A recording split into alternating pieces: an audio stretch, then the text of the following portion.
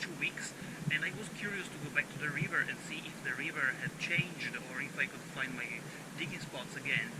And so, do you recognize this place?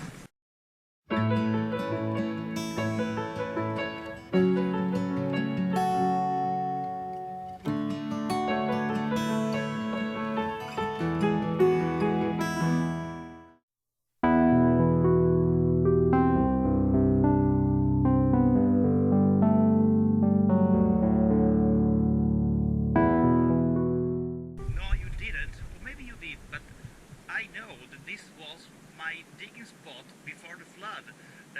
I was worried that maybe my holes would have disappeared or that I would not find any gold anymore. But not only I didn't find gold anymore, but the place has been completely changed, because now here there is a huge bank of stones that before were not here. Before, instead of the stones, there was the main stream of the river, and right around there in this pool there were my digging spots, and those rocks over there were my wash plant. I was used to put the sluice box there.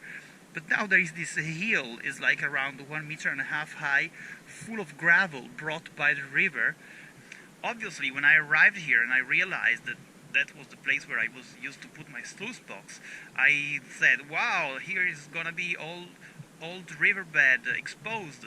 So I took a few pans over there, but I found nothing, only a few microscopic colors. So it means that the flood also swept away the layer of gold that was laying on the riverbed. So bad flood, but I figure out that if this flood destroyed something, must have also created something else, which is new gold deposits. So it's time to go to find them out. So now I have to start from zero, look for another gold spot again. I came down 300 meters from my old digging spot, and I found this new corner. There is a new bend in the river. It's an inside bend. I'm on the inside side. And there is also a river narrowing. Near the river narrowings, I found out that there is always gold. I don't know why, but when the gold-bearing river narrows and there is some flat area near the narrowing, there is always gold associated with it. So this might be a good place to dig. Okay, I have checked in this pan taken from here, and there is no gold, nothing. So I've been keep walking down river for a few hundred meters, and I took a pan from the hole there, and inside there were 2 flakes, 2 small colors. So maybe I'm getting near somewhere. The river here is still narrow, and I like this because it means that the riverbed didn't swift too much. Actually, on the other side of the river, I can see that the bank during the flood has been eroded a lot. So maybe this line of the bank before the flood,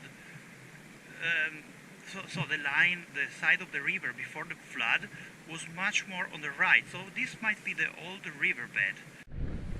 Okay, I did another pan, always in the area where I was looking for, and there are 2 colors, 2 microscopic colors. This is still not enough for starting sluicing. I cannot go downstream anymore because there is a bend, the water is deep and I can't cross today. So the only thing left to do is to go upriver. I was walking up, and I saw on the ground that there is a lot of black sand. Usually in this river there is almost never black sand. So if there is this much here, maybe it means something. Maybe I should definitely take a pan here. Happy, yeah! I panned the black sand from this inside band, and there is some gold, yeah! I mean, some decent gold by the standards of this area of the world. So I was already thinking to go back home because I wasn't finding anything. No, I will stay instead. The new digging place, the gold was brought from up here to down here. I did another pan, like 10 meters away from that's the hole of the pan that I took now, 10 meters away from the other hole that I did, and there are like 15 colors in the pan. I don't know if you can see them, they are very, very small, but it's consistent. So in these 10 meters from my back to here, there's consistently gold, which is exactly what I need to put my sluicing operation in start. I've been here 2 hours, 1 hour more than I was thinking, because I think that the gold was decent, and I didn't want to give up so quickly. And so let's go to check out the sluice box. And the gold was always very superficial, just in the first 10 centimeters. Distributed always under this line and this line. If you can see, the sluice box has those two current lines, and the gold always places itself under those lines.